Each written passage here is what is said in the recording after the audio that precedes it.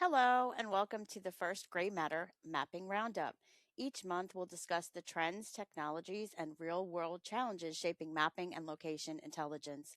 Whether you're building applications, optimizing logistics, managing GIS data, or exploring AI, we'll break down what's happening and what it means for your business. I'm Gail Lundgren, and joining me today is Adam Jackson, our mapping specialist. Adam, it's great to have you with me today. Thank you so much, Gail. It's awesome to be here. As you know, there is quite a lot happening across mapping and location intelligence right now. AI is evolving rapidly. Demand for offline capability is increasing, and organizations are under a lot of pressure to make faster, smarter decisions using trusted location data. So there's plenty to cover. Awesome. So, for people that might be new to location intelligence, what are the biggest trends you're seeing in the industry right now? I'd say the biggest shift is that location intelligence is becoming more operational, right? So it is no longer just a map on a screen or a specialist GIS function. Organizations are using location data to make decisions about routing, asset movement, customer experience, field teams, and also risk, right? So AI is accelerating that because more systems now need reliable real world context. At the same time, though, offline capability is becoming more and more important because clients need applications that work in the field, not just in, ideal conditions. So the trend is simple. Location intelligence is moving closer to day-to-day decision making. Awesome. I love that. It's not just a map anymore, it's an important tool guiding businesses on day to day operations. So, one topic I've been hearing a lot about, it's like the new buzzword, is offline maps. Why is the demand increasing now?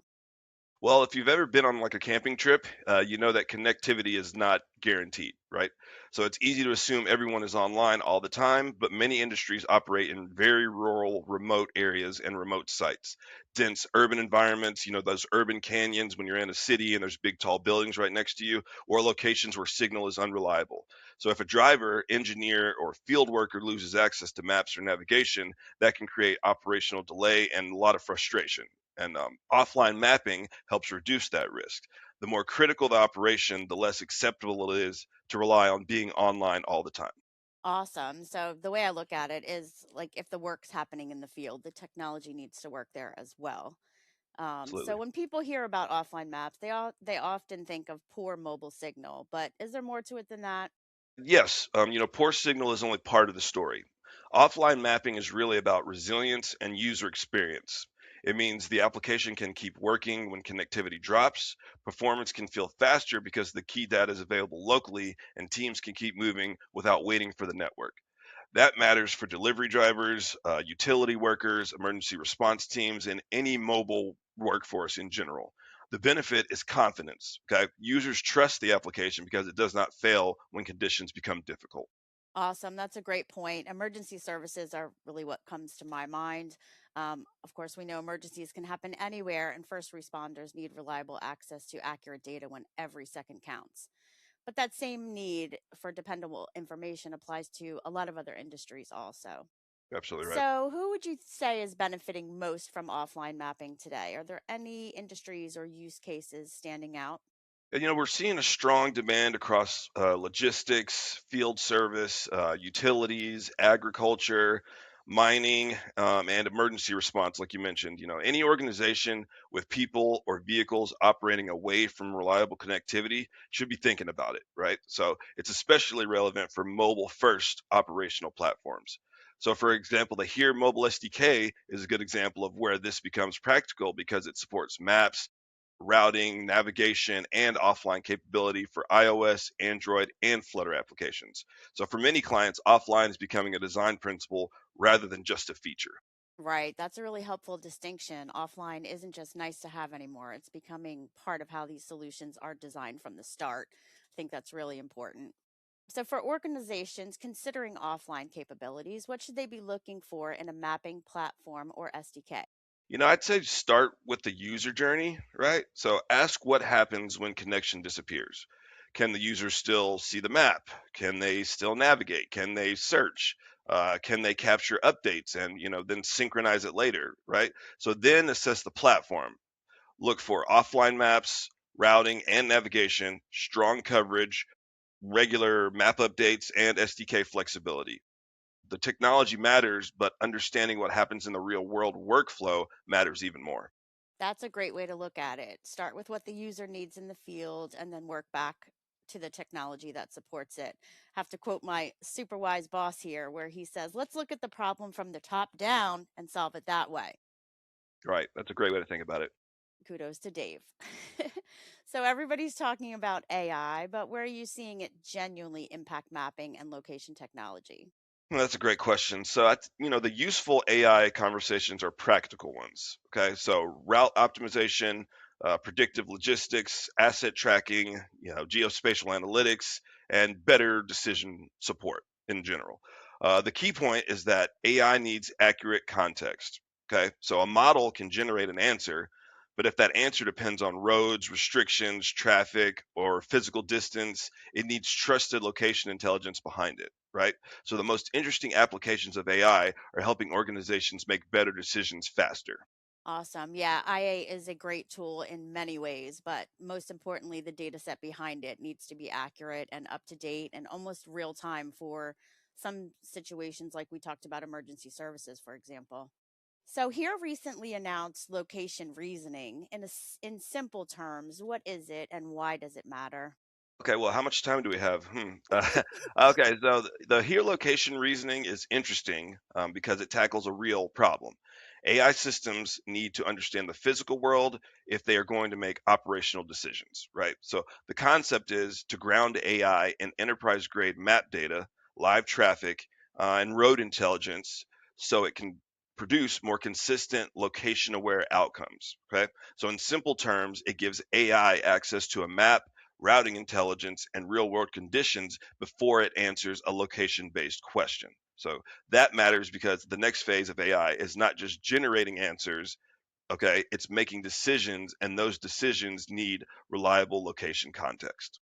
Yes, thinking about this kind of makes my head spin, honestly, but I get it. So, for using AI to create a truck route, for example, it's really important for that AI to know that XYZ road is closed right now because a tree fell over or there's a parade in progress. Like, we definitely need the data to be reliable, accurate, and up to date, like by the second. Absolutely. So, how would you say this is different from simply asking ChatGPT or another AI model a location based question? That's a good question. So a language model can estimate, right? And a location intelligence can calculate. So if you ask whether a 40-foot truck can reach a depot by 4 p.m., that is not a simple just text question like where should I go for lunch, right? You need vehicle profile, road restrictions, live traffic, routing rules, and network conditions. Okay.